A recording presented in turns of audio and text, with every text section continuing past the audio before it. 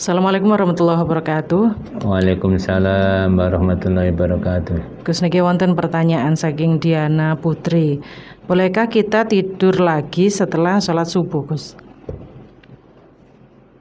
Waalaikumsalam warahmatullahi wabarakatuh. Untuk Mbak apa Bu ya, Mbak Diana Putri ya. Ini Lady D ini. Kalau di Inggris itu Lady D.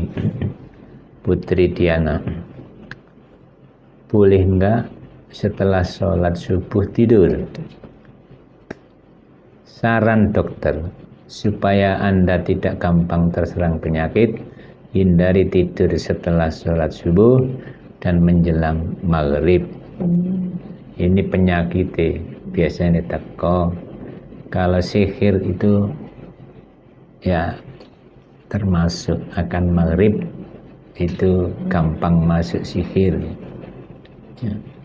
Maka jangan sampai tidur menjelang maghrib kecuali terpaksa ya. Jadi anjuran tidur itu adalah kalau matahari sudah terbit dan ya masih waktu duha itu baru tidur ya. Mungkin setelah sholat duha baru tidur. Kalau sholat subuh pas jangan. Mengapa?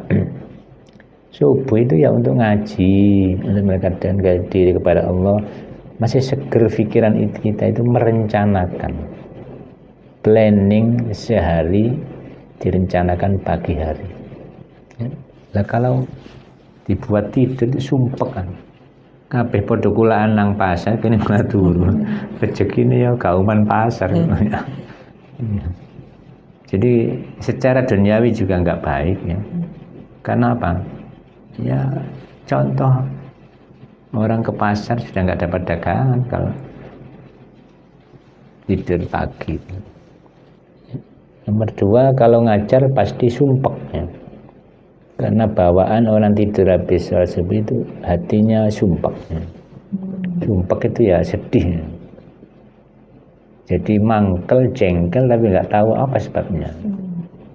Nah itu, maka hindari tidur setelah sholat subuh dan menjelang maghrib ya. Gampang kena penyakit medis maupun non medis. Saya kira itu untuk sholat ya, untuk tidur ya.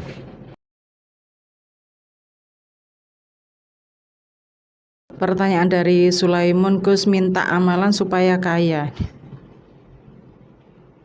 Saya jelaskan dulu, kaya yang hakiki yang sebenarnya adalah kaya hati, merasa cukup. Sebagaimana hadis Muslim, Rasulullah itu pernah memberi pernyataan ya, laisal ghina an kasratil aradi, ya, pakai dot ya.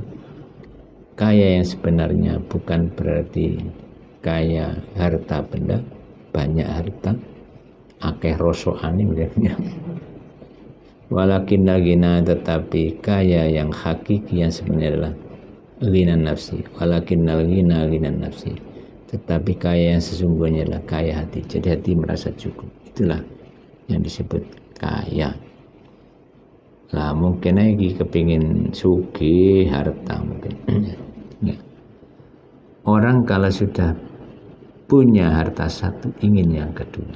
Kalau dalam hadis diibaratkan orang kalau punya satu jurang kekayaan, ya, ya, ngersik ya duwe tambak siji pasti ingin yang kedua.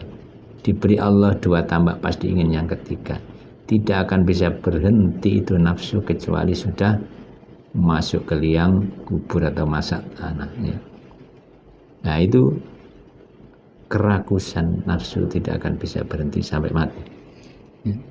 Maka harus direm itu nafsu ya. Kalau ingin Allah beri rezeki yang cukup halal, istighfar yang banyak ya. Laqul tastaghfiru rabbakum innahu kana ghaffara ya. Mintalah ampun pada Allah, istighfar rabbakum innahu kana ghaffara, sesungguhnya ia maha pengampun. Yursilis sama alaikum midara, imbasnya nanti Allah ngirim hujan yang deras sehingga pertanian subur, tanaman-tanaman subur, air mineral juga bagus sehingga bisa dijual ya. Wa imdidkum bi amalin, Allah menolong kalian dengan banyak harta. Pedagang laris online mendapat bintang 5 karena banyak pembelinya. Wabanina, dan Allah menolong kalian dengan banyak anak yang nercel kalau agak istighfar. Wa yaj'al lakum jannatin wa yaj'al lakum anhar. Allah menjadikan kalian kebun-kebun yang padat itu tumbuhan, rumputnya. Wa anharan, dan sungai-sungai. Maksudnya pertanian subur itu dengan istighfar. Maka dahsyatnya istighfar bisa Anda coba. Insyaallah Allah lapangkan rezeki Anda. Karena Allah cinta kepada Rasulullah, maka jangan lupa kita bersolawat. Insyaallah Allah memudahkan rezeki kita dengan bersolawat, dengan beristighfar, plus dermawan. Mama anfaqtum min syai'in fahuwa yukhlifu. Apapun yang kalian nafkahkan, berikan pada orang lain, fahuwa yukhlifu, maka Allah akan. Perusahaan aja diwajibkan oleh pemerintah ada namanya dana sosial, yaitu apa namanya itu ya, pokoknya dana CSR ya, apa itu CSR, pokoknya ada responsibility ya, society ya, jadi tanggung jawab kepada masyarakat, responsibility tanggung jawab society itu masyarakat. C-nya saya nggak tahu apa itu ya. Pokoknya intinya pabrik itu harus punya kepedulian, tanggung jawab secara sosial kepada masyarakat. Apalagi ya, bukan lembaga pemerintah, kita punya sendiri, swasta ya, jangan lupa ada sosialnya ya. Paling minim itu zakat. Zakat itu paling minim. Sosial kita yang paling minim itu zakat. Paling apes. Kalau ingin rezekinya lebih ya ojo zakat toh, ya ditambahi sedekah. Jadi resep cukup hartanya adalah 1, bersyukur kepada Allah.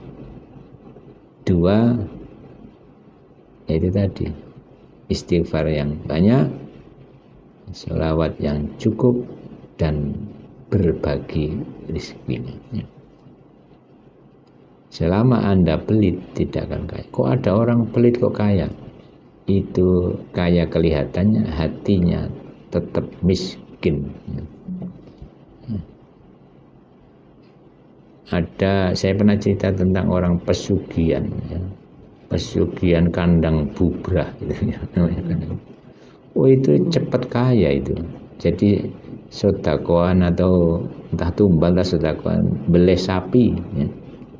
Tiap tahun harus dibeleh sapi, dibagi-bagi kepada masyarakat dagingnya ya. Terus harus menambah rumah atau menambah kamar ya. Memperbaiki rumah, namanya bubrah itu ya, diokrek-okrek, makanya diperbaiki. Karena apa? Di situ akan ada setannya yang bertempat di situ lah. Kalau tiap tahun nambah anggota setannya ya kudu duwe penginapan yang tambah kamarnya, jadi taman, namanya kandang bubrah. Itu 2 tahun dia galau terus sehingga ingin mencopot perjanjian dengan setan. Maka ketemulah kiai, maka disarankan untuk keluar pulau dan berdoa sehingga ia selamat. Maka di kurun waktu 2 tahun galau, pindah keluar pulau, dan tidak seberapa lama hartanya terbakar habis, harta dan rumahnya. Nah itulah kaya tapi galau, nggak pernah tenang ya, karena mungkin berbuat dosa besar lah. Karena tiap tahun ada tumbal, ada yang mati, mungkin karyawannya, mungkin tetangganya sing mangan dagingnya, ya sedekah itu. Jadi kalau ada orang kelihatannya kerjanya atau nyambut gawe ini kecil ya, toko ini cilik kok hasilnya melimpah, nggak wajar, itu berarti kemungkinan pesugihan. Hati-hati dengan pemberiannya.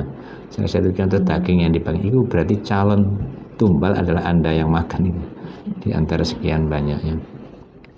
Duit juga sama, kadang-kadang memang membuang-buang duit di perempatan, di jalan-jalan supaya ditemu orang, dan itulah calon tumbalnya. Maka hati-hati dengan pemberian orang yang melakukan pesugihan. Yang paling aman adalah beristighfar, berbagi, bersyukur. Saya kira itu